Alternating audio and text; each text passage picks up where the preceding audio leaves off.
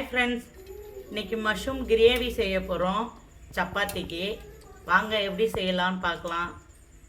முதல்ல எண்ணெயை ஊற்றிக்கிங்க. எண்ணெயை ஊற்றி தீய வச்சுக்கிங்க. பட்டை, லவங்கம், சோம்பு கொஞ்சம் போட்டுக்கோங்க. போட்டுட்டு அது கொஞ்சம் பொரிஞ்சு வந்தோடனே வெங்காயம் சேர்த்துக்குங்க. வெங்காயத்தை குட்டி குட்டியாக அரிஞ்சிக்கிங்க. அப்போ தான் வெங்காயம் நல்லா கிரேவியாக மசிஞ்சு கிரேவி நல்லா கெட்டியாக இது பண்ணுங்க. நல்லா வெங்காயம் வதங்கட்டும். கருவேப்பிலை, கொத்தமல்லி சேர்த்துக்குங்க. பச்சை மிளகா சேர்த்துக்குங்க. இன்னும் நல்லா வெங்காயம் வதங்கணும். இன்னும் வதங்கலை. நல்லா கண்ணாடி பதத்துக்கு வரணுங்க. கொஞ்சம் உப்பு போட்டுக்கோங்க. கொஞ்சம் மஞ்சள் பொடி போட்டுக்கோங்க. ஒரு ஸ்பூன் இஞ்சி பூண்டு பேஸ்ட்டு போட்டுக்கோங்க. இஞ்சி பூண்டு பேஸ்ட்டு போட்டு நல்லா வதக்கிட்ட பிறகு அந்த பச்சை வாசனை போன பிறகு தக்காளியை அரைச்சி வச்சுக்கோங்க. தக்காளியை அரைச்சி வச்சு கிரேவியாக ஊற்றுங்க. ஒரு தக்காளியும் பச்சை வாசனை போட்டோம். தக்காளி பச்சை வாசனை போன பிறகு மஷ்ரூமை போட்டு நல்லா வதக்கிக்கிங்க.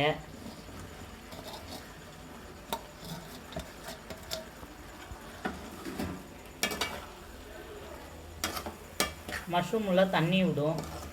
மஷ்ரூம் நல்லா வதங்குற முடியும். கொஞ்சம் வெயிட் பண்ணுங்கள். ஒரு ஸ்பூன் தனி மிளகாத்தூள், ஒரு ஸ்பூன் மல்லித்தூள், ஒரு ஸ்பூன் கரம் மசாலா தூள், ஒரு ஸ்பூன் குழம்பு மிளகாத்தூள் போட்டு ஒரு கிளறி விடுங்க.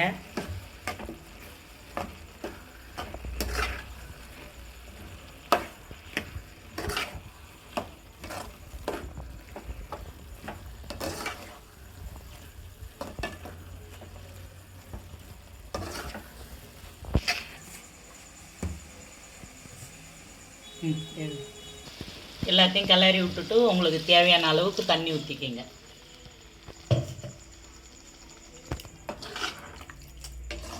ஊற்றலாம். தேங்காய் அரைச்சி ஊற்றலாம். கிரேவிக்கு தேங்காய் பத்தை, பெருஞ்சீரகம் இருக்குது, முந்திரி, கசகசாவையும் ஊற வச்சு அரைங்க. அப்போ தான் கசகசா நல்லா ஊறுச்சுன்னா நல்லா மசிஞ்சு வரும். முந்திரியும் அதே மாதிரி தான் அரைச்சி எடுத்துகிட்டு வந்துடுறேன்.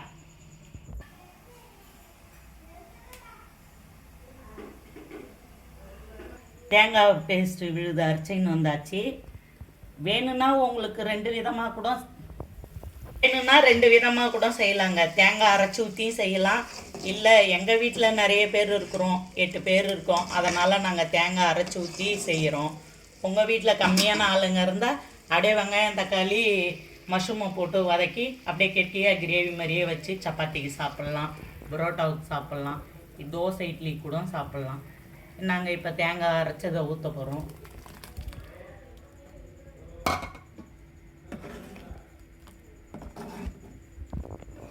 இது நல்லா கொதிச்சு வந்த பிறகு கொத்தமல்லி தழையை போட்டு ஆஃப் பண்ணிட வேண்டியதான்.